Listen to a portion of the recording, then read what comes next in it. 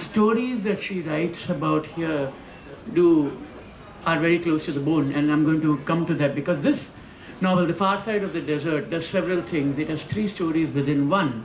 One is, of course, espionage. There is, of course, a lot of stories about spies and about people who work in the cloak and dagger manner. There's a lot of literature. It's not. It is, of course, a fast-paced thriller, but there are very moving passages and very moving works of writing which take us through deeper and into the emotions and elevate it to a higher plane than just a racy bestseller. It takes us to Santiago de Compostela. It begins there. It talks about the people who are there in a mass amount of people disappearing, people being kidnapped, people being abducted. You don't know who's taking whom and where and when and how. People trusting strangers and going with them for a dance and not knowing whether they will come back. Slight bit of anxiety there too. There is that.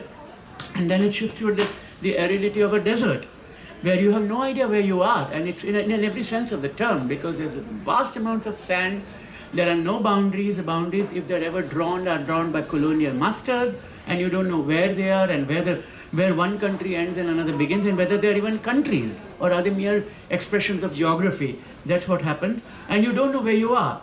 And then the buzz of the Washington Party, which is very exciting, and I have some questions about that too, and a lot of high finance and weapons. And these are the themes that keep coming even in Burning Distance and other works that she has written. And there is crime.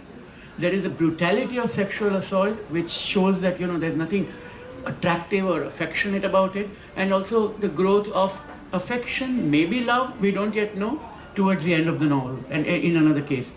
So, is this a Washington novel? Is it a novel about the becoming of Europe? Because you do go back to Cordoba and the history of Spain in one level.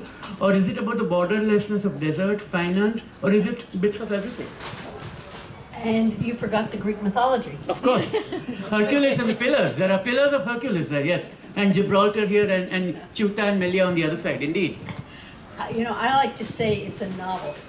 I have an odd writing and publishing history because I've been writing for decades, but it took a long time for these books to come out. And one of the reasons it took so long is the publishers would say, well, she's a really good writer, we like it, but what is it? Is it a thriller? Is it a love story? Is it a family story? We don't know how to publish it.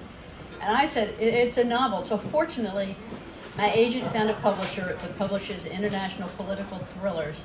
And I am very happy if I am now an international political thriller writer. And in my novel Burning Distance, which just came out in paperback, was published last year, that novel, had it been published when I first wrote it, it would have been very prescient. It was even before 9/11. And I was writing about the components of the weapons of mass destruction and how the West had sold so many of those. It took so long to get published that it is now historical fiction.